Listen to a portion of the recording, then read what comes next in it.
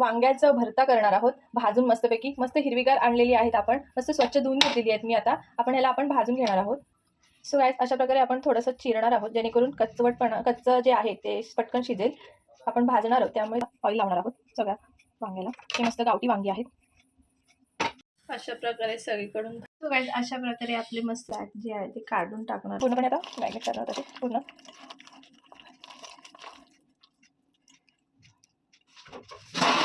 पूर्णपणे मॅश करायचं आहे.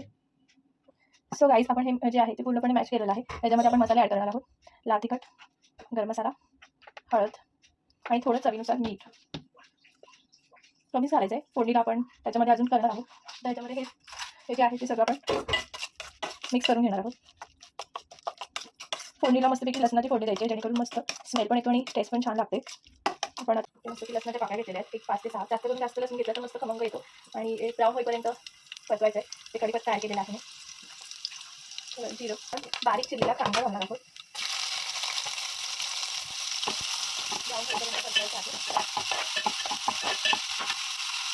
तर ते टोमॅटो पण ॲड करणार आहोत. ब्राऊन होईपर्यंत ते परतवायचं आहे. सगळ्याची आता आपलं ब्राऊन झालेलं आहे. आता आपण इथे मसाले ॲड करणार आहोत. आपण अगोदरच त्याच्यामध्ये मिक्स केलेला याच्यामध्ये मसाले ॲड केले, त्यामुळे बेताने टाकायचे. लाल तिखट, गरम मसाला, हळद, कस्तुरी मेथी. आपण परतवायचं आहे. 1 5 मिनिटं असं परतवायचं आहे. बघू शकता याला मऊ होईपर्यंत 2 मिनिटं ठेवायचं असं.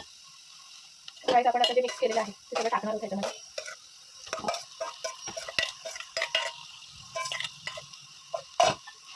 पूर्णपणे मिक्स करायचं आहे. एकजीव करून घ्यायचं आहे. आणि त्याच्यामध्ये चवीनुसार मीठ टाकायचं आहे. अगोदर पण टाकलं होतं आपण, थोडंसं ॲड करूया.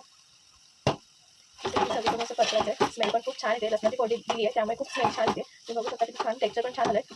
आता इथे झाकण 1 5 मिनिटं झाकण ठेवायचं आहे. 5 मिनिटं झालेलं आहे. तुम्ही बघू शकता तेल सुटलेलं आहे. छान टेक्स्चर पण खूप सुंदर आहे. एकजीव झालेलं आहे सगळं. आता ह्याच्यामध्ये आपण मस्तपैकी चिरलेली त्याच्यावरती थोडंसं मी शेंगदाण्याचं कूट टाकते आहे. जास्त नाही टाकायचं. थोडंसं शेंगदाणे जे आहेत ते भाजून घेतलेले आहेत आणि थोडं शेंगदाण्याचं कूट ॲड केलेलं आहे. जास्त बारीक नाही करायचं, पावडर नाही करायची, जाडसर ठेवायची आहे. तर आपण परत परतवायचं आहे. परत 1 2 मिनिटं असं चालू लावायचं आहे. ठेवायचं. 2 मिनिटं झालेलं आहे. तिथे सगळं खूप छान स्मेल पण छान आलेला आहे. तर आपण मस्त की वरून कोथिंबीर पेरणार आहोत केलेला. सो गाईस तुम्हाला रेसिपी आवडली असेल तर एक लाईक करा. चॅनलवर तुम्ही नवीन असाल